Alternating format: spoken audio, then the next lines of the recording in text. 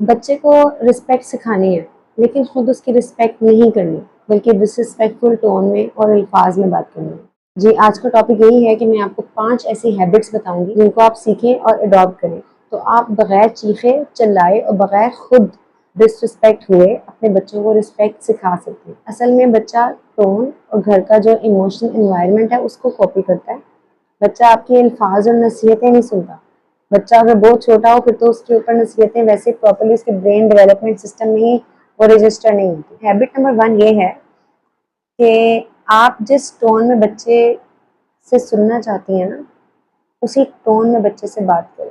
अगर तो बच्चा 5 साल से छोटा है तो आप ये वाली गेम भी किसी दिन खेल के देखिएगा। जैसे ही आप सुकोशी शुरू करेंगी, आउट ऑफ नो रीजन बच्चा भी सुकोशी शुरू कर देगा। जैसे ही आप ऊंचा बोलेंगी, आउट ऑफ नो रीजन बच्चा भी ऊंचा बोलना शुरू कर देगा। तो बिकॉज वो अनकॉन्शियस कैपेसिटी में है, वो आपको वैसे ही कॉपी कर रहा है। कॉपी करना इज इंस्टिंक्ट राइट नाउ। सो अगर आप टोन नरम रखेंगी, सॉफ्ट रखेंगी, रिस्पेक्टफुल रखेंगी, हौसले से बात करेंगी, तो बच्चा ऑटोमेटिकली इस हैबिट को अपनाने में, आपसे ये नहीं कह रही कि आप बस ये वाला स्टेप अपना लें, ये वाली जो वीडियो ये आपकी हैबिट डेवलपमेंट पे काम करेगी। So make this a habit. Habit number 2 ये है कि बात बीच में नहीं काटी। अक्सर ऐसा होता है कि बच्चा बात कर रहा होता है और आप दरमियान में जवाब देना शुरू कर देती हैं या अपने काम लग जाती हैं, अच्छा हाँ ठीक है ओके। तो ये थोड़ा बड़े के साथ अगर आप ऐसा करें और बच्चा बड़े के साथ ये करे तो आपको बड़ी डिसरिस्पेक्ट फील होती है। लेकिन पता नहीं क्यों हमारे यहाँ बच्चे की डिसरिस्पेक्ट फील करने के लिए कुछ मयारात बड़े बड़े ही हैं। अपनी डिसरिस्पेक्ट तो हम बहुत जल्दी फील कर लेते हैं, लेकिन बच्चे के मामले में इसको डिसरिस्पेक्ट नहीं समझते। अगर वो एक बात करे तो आप उसकी बात पूरी सुनिए, तवज्जो से सुनिए। एक्टिव लिसनिंग की आदत फिर उसे भी हो जाएगी। जब आप उसकी बात तवज्जो से सुनेंगे तो उसे भी पता चलेगा कि जब कोई बात कर रहा है तो उसे भी तवज्जो से सुनना है। सो आप भी उसके लिए रुका करें, वेट कर लिया करें। बच्चा आपको अपनी तरफ तवज्जो करे तो मुतवज्जो हो जाएगा। दैट इज हाउ वो भी ये सब कुछ सीखेगा। कुछ वर्ड्स हैं जिनको मैजिकल वर्ड्स भी कहा जाता है। Please, thank you, sorry, excuse me type words. मेरा ख्याल है इनको घर में पूरा प्रैक्टिस करना चाहिए आपको। ये मेरी हैबिट नंबर 3 है। इन अल्फाज को आप बहुत ज्यादा प्रैक्टिस किया करें। Please, excuse me and thank you. बाज़ औक़ात हमारे यहाँ ये मिसकंसेप्शन लिया जाता है कि अगर वालिदैन को प्लीज़ कहना पड़ रहा है तो शायद ये उनके मकाम से घिरा हुआ एक पॉइंट है कि नहीं जी वो प्लीज़ ना करें, वो तो बस एक हुक्म दें और आप उनके हुक्म के लिए रेडी हो जाएं। ज़रूरी नहीं है ये, क्योंकि वो बच्चों के साथ अगर आपने उनको इवन ओबीडियंस भी सिखानी है अपनी, जो कि एक सर्टेन टाइम पीरियड तक ज़रूरी भी नहीं होती, उसके बाद ही आपने सिखानी होती है। तो उस सर्टेन टाइम पीरियड तक अगर आप उनको प्लीज़ कह के काम कहते हैं तो it makes them feel good about themselves, कि वो रिस्पेक्टफुल फील करते हैं। जब तक आप उन्हें रिस्पेक्टफुल फील नहीं करवाएंगे वो आपको रिस्पेक्ट प्रोजेक्ट नहीं कर सकते। जब तक आप उन्हें डिसरिस्पेक्टफुल फील करवाते रहेंगे तो खास तौर पे टेंट्रम थ्रोइंग बच्चा 3, 4, 5, 6, 7 यहाँ तक कि 10 साल तक वो भी क्रॉस वही वाला रवैया अपना लेता है। ये वाले मैजिक वर्ड्स घर में बहुत ज़्यादा प्रैक्टिस करें। थैंक यू बोलना, जज़ाकिल्लाह बोलना, शुक्रिया बोलना, या एक्सक्यूज मी कह के बुलाना, प्लीज़ कहना और सॉरी कहना। अभी सॉरी पे मैं अगला पॉइंट भी दूंगी पूरा का पूरा, सही है। सो इन वर्ड्स को आप प्रैक्टिस करें ताकि आपका घर का माहौल ओवरऑल रिस्पेक्टफुल बन सके।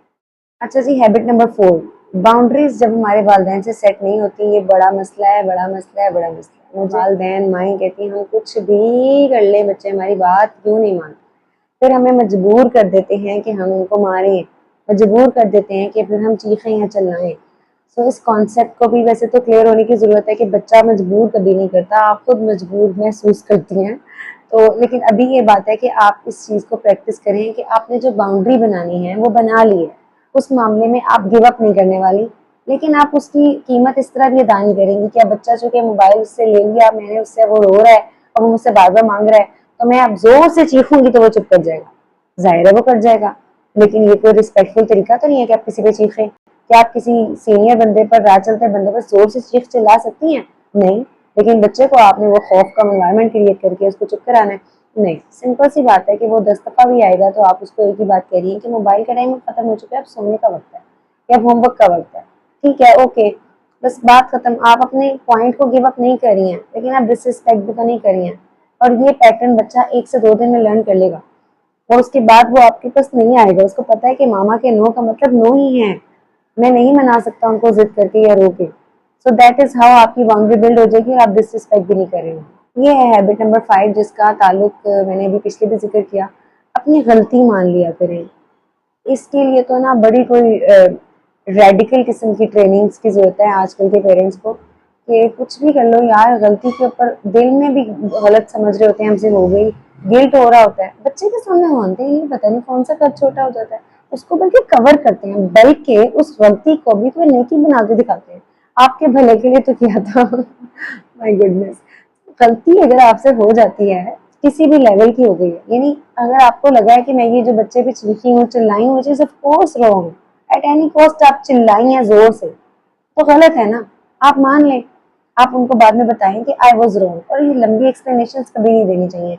जब आप बच्चे के सामने अपनी गलती मानते हैं, बहुत सी माएँ मुझे बताती हैं कि हाँ मैं अपने बच्चों से सॉरी कहती हूँ, लेकिन मैं उनको फिर ये भी कहती हूँ कि बेटा वो आप लोगों की वजह से मुझे गुस्सा आ गया, आपने अपना सॉरी खुद ही 0 से मल्टीप्लाई कर दिया, उनको ये कह कर के आपकी वजह से मुझे गुस्सा आ गया था। नहीं, गुस्सा आपको अपनी वजह से ही आया था, और वो जो बिहेवियर जो आपने एग्जिबिट किया था, उसकी तो कोई वजह भी नहीं हो सकती ना।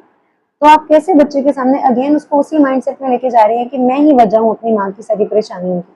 This is something that we grew up with, our generation grew up with, और वो अपनी जात से लड़ते लड़ते वो इस पॉइंट तक आ गए कि उन्हें समझ नहीं आ रही कि अब आगे जिंदगी को कैसे चलाएं।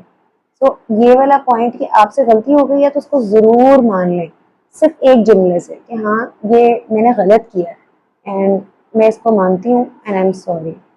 जब आप इतना कॉन्फिडेंस एक बच्चे को देंगे कि अगर आप उसके साथ गलत कर रहे हैं तो आप उस गलती की रिस्पॉन्सिबिलिटी कबूल करें, तो ये सबूर के गलती मानने से बच्चे माँ बाप को कल को और बोलते हैं, वो कहते हैं आप तो सारी जिंदगी गलतियां करते आई हैं, ये सब मिसकॉन्सेप्शन मिथ्स हैं अराउंड पर्सनैलिटी डेवलपमेंट।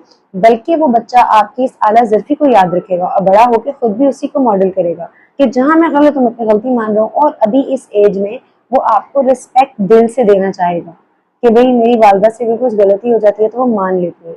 आखिर में मैं ये कहना चाहूंगी कि रिस्पेक्ट सिखाई नहीं जाती, दिखाई जाती है। एक तो जो बच्चा डिसरिस्पेक्टफुल फील करता है तो वो डिसरिस्पेक्ट करता है, एक बच्चा पावरलेस फील करता है तो वो अपनी पावर को गलत तरीकों से एक्सरसाइज करने की कोशिश करता है, एक बच्चा अनलव्ड महसूस करता है तो वो टेंट्रम हद से ज्यादा थ्रो करता है, हैंडफुल बच्चा बन जाता है।